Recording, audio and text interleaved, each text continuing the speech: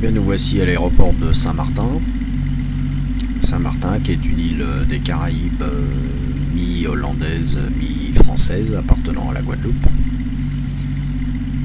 où nous sommes en train de charger un Boeing 747-400 de la compagnie Pullman Tour Air, compagnie de charter espagnole.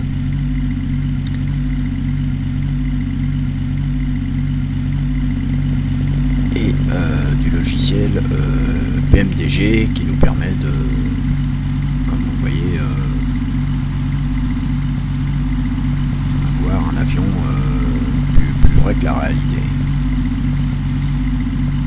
Ici on voit des camions de service qui font remplissent de victuailles ou de bagages l'avion.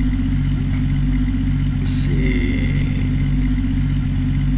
petits camions sont animés par un petit logiciel d'Aerosoft qui s'appelle AES. On voit à l'intérieur du cockpit que tout est éteint. Pareil, le cockpit virtuel est assez proche de la réalité. C'est même quasiment le reflet conforme de ce qu'on pourrait trouver dans un 747.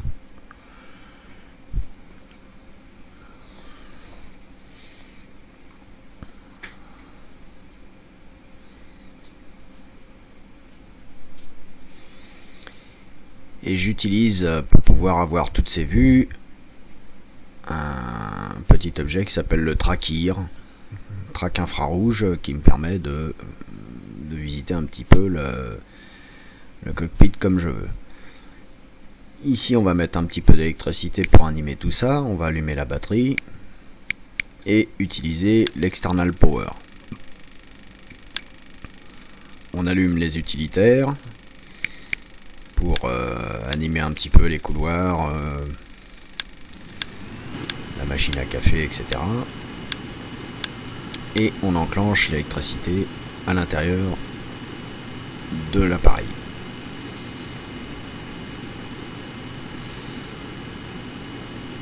On va mettre tout de suite les équipements de cooling, c'est-à-dire la climatisation en normal.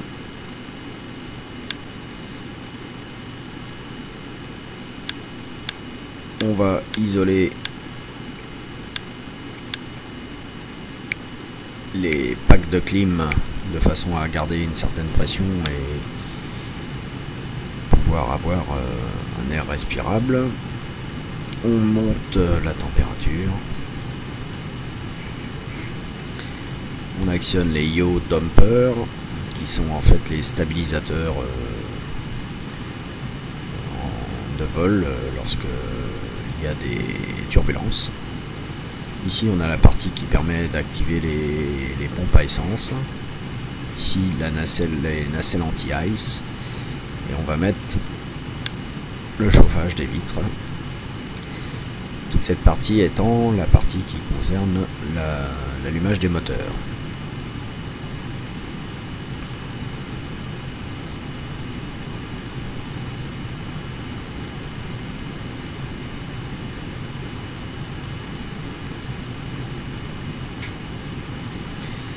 On va allumer les écrans.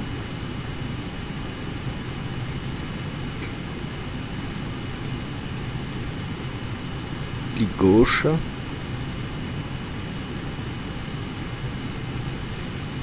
Et clic droit.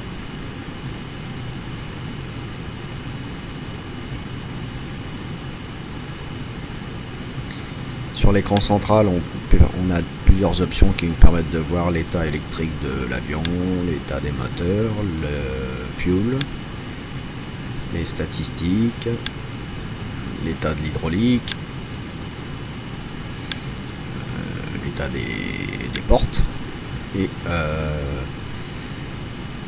l'état des pneus. Voilà. On va se mettre sur l'état des portes où on voit qu'il y a quelques portes qui sont ouvertes. On va parler maintenant du FMC, Flight Management Computer. Le Flight Management Computer permet de programmer le vol de façon à aller du point A au point B en automatique par le biais du pilotage automatique. Juliana Tower, 792 Heavy, ready to copy IFR command. Reset. 792 Heavy, cleared to reset airport filed. Fly runway heading, climb and maintain 1000. Departure frequency is 128.905, squawk 2677.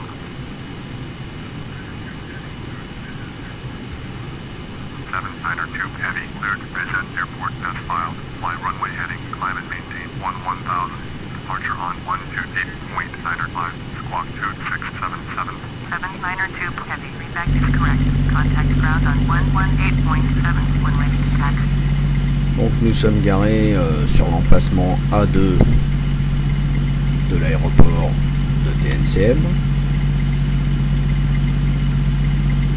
On rentre ces paramètres en position initiale pour avoir une position correcte de départ. On va programmer notre périple entre TNCM et TFFR, Pointe-à-Pitre, en Guadeloupe. Et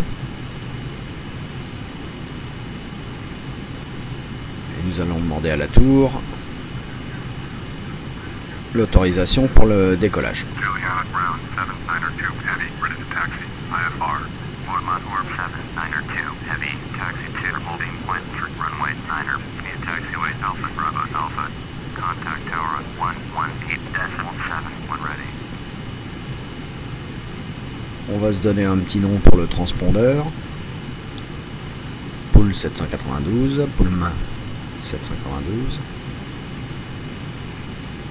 Et on rentre le runway, c'est-à-dire la piste de décollage, qui est à TNCM la piste 10. On va rentrer maintenant les VOR. Les balises VOR, ce sont des balises intermédiaires sur lesquelles on va se guider pour aller de Saint-Martin vers Pointe-à-Pitre.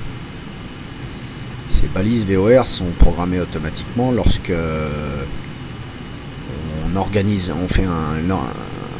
on crée un organisateur de vol sous Flight Simulator.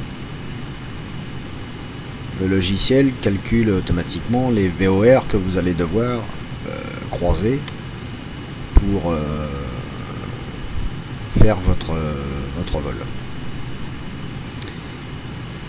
On active ce plan de vol.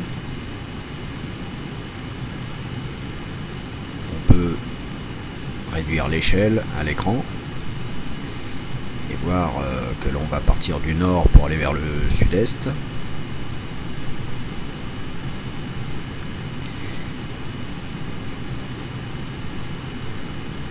Par le biais du bouton Legs Step, on va pouvoir voir quel va être exactement notre périple. Voilà, SKB PPR.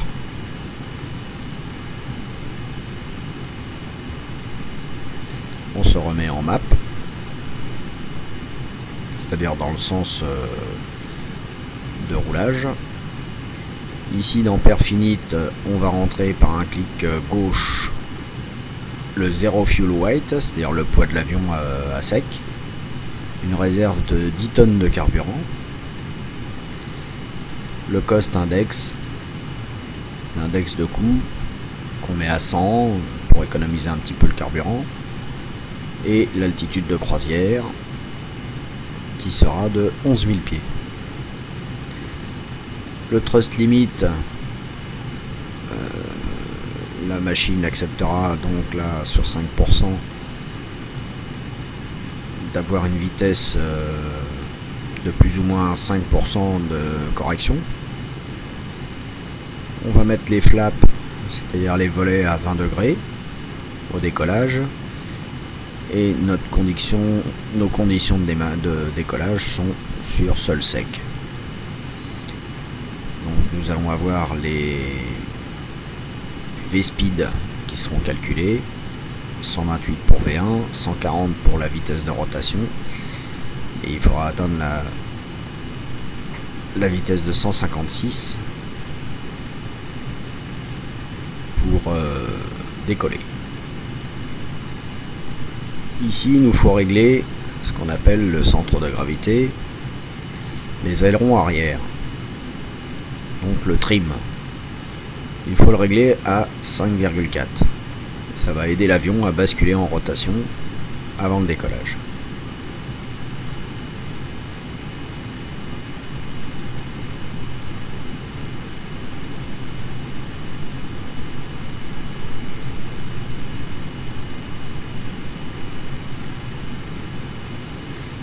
On appuie sur l'EGS pour voir le chemin à parcourir en miles nautiques.